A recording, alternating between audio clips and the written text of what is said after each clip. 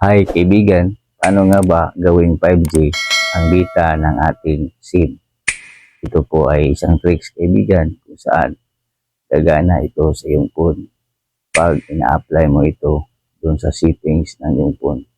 Kasi nga nakatago po ito dun sa ating setting at kailangan mo lang i-activate ito. Gusto mong malaman, i-click ang palubuton sa tabi ng pangalan ko para updated ka palagi ating video. At huwag kalimutang subscribe ako para personal mo kong ma-message sa mga ganito nating mga tutorial.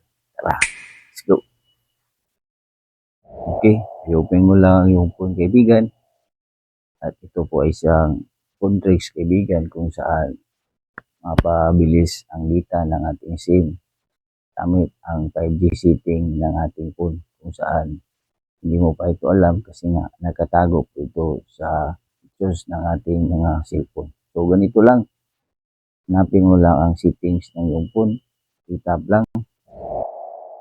At dito sa settings, hanapin mo lang ang your device o kaya software o kaya about phone. Okay?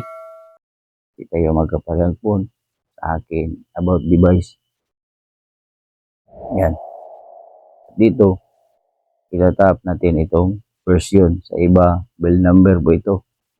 Okay? Hanapin mo lang ang version o kaya build number.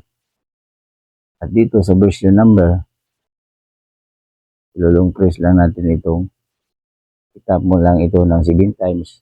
Yun sa ibang phone, build number, itap mo lang yun ng 7 times at lalabas ito. Mag-enter lang tayo ng lock screen natin.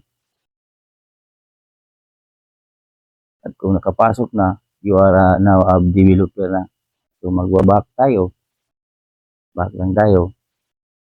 At hanapin natin dito sa ibabaw, i-search natin. Ito, i-search natin ito. Ang developer option. Yan. Kung natap, kita mo na, itap lang. Yan.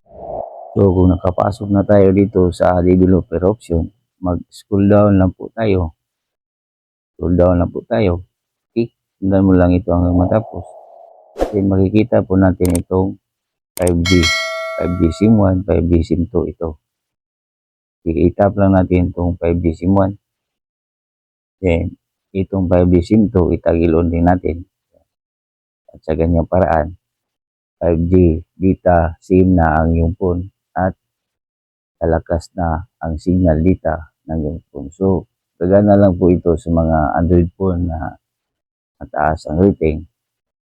So, ganun lang kaibigan. Huwag kalimutang i-share ang ating videos. Salamat.